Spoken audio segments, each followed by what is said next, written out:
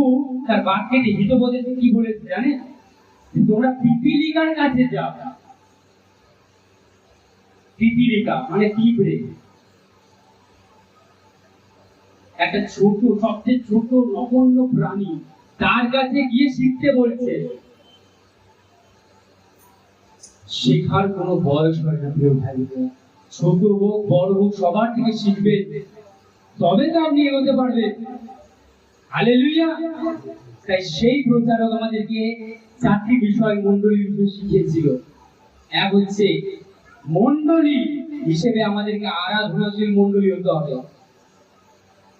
আমাদেরকে গায়ক হলে হবে না, আরাধক হতে হবে। হালেলুয়া। আরাধনা করতে হবে প্রভু। যে আরাধনাতে পৌল আর সিলাসের বন্ধন ভেঙে গেছিল, সেই আরাধনা করতে হবে আমাদেরকে। আরাধক হতে হবে, আত্মা ও সত্যে প্রভুর ভজনা করতে হবে। তারপরে তিনি বলেছিলেন প্রার্থনাশীল মণ্ডলী। যে মণ্ডলীতে প্রার্থনা নেই সেই মণ্ডলী বেশি দিন টিকতে পারে না। এটা একটা সতর্কবাণী, যেন প্রত্যেকটা সদস্য, প্রত্যেকটা মেম্বার আমরা প্রার্থনাশীল বিশ্বাসী হতে পারি। আর প্রত্যেকটা বিশ্বাসী যখন প্রার্থনাশীল বিশ্বাসী হবে, অটোমেটিক মণ্ডলীয় প্রার্থনাশীল মণ্ডলী হবে। হালেলুয়া। একে অপরের জন্য প্রার্থনা করব, নিজের আত্মীয়ের জন্য প্রার্থনা করব, নিজের বর্তমান পরিস্থিতির জন্য প্রার্থনা করব। প্রভু উত্তর দেয় কিনা দেখো।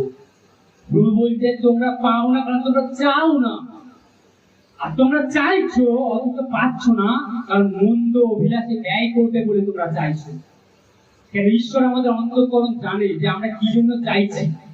মন্দ কার্যের জন্য ঈশ্বর কখনো কাউকে কিছু দেয় না।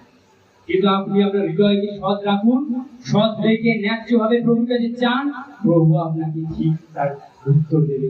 কিন্তু আপনি যদি মনে করেন যে আমার ইচ্ছা মতো আমি চাইবো, প্রভু আমাকে দিয়ে দেবে, যদি সেটা ভুল হয় প্রভু কখনোই দেবে না। কেন? প্রভু জানে এটা যদি তাকে দেওয়া হয় তার ক্ষতি হবে।